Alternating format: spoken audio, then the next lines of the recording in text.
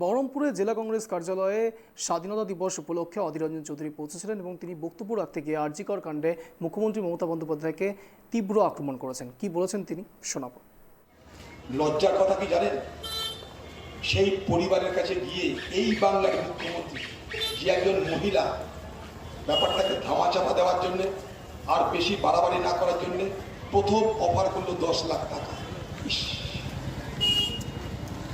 ধর্ষণ বা খুনের আকৃতি প্রকৃতির উপরে রকমের উপরে আগামী দিনে বাংলার মুখ্যমন্ত্রী দরদাম ঠিক করবে।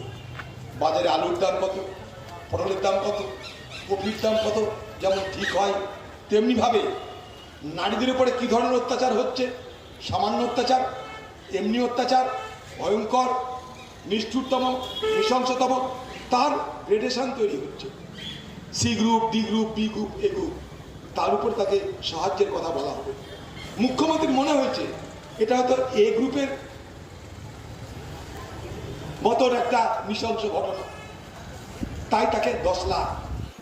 অন্যান্য জায়গায় দেখেছি 2 লাখ, কোথাও 5 লাখ, এখানে 10 লাখ বেড়ে গেছে।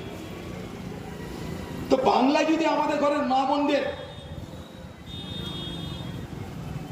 ধর্ষণ করে খুন করার রেট বাংলার মুখ্যমন্ত্রী ঠিক করে দেয়, তাহলে এই বাংলা যে অপরাধীদের স্বর্গরাজ্যে রূপান্তরিত হবে এ কথা বলার অপেক্ষা রাখে না। লজ্জার কথা কি জানেন? সেই পরিবারের কাছে গিয়ে এই বাংলার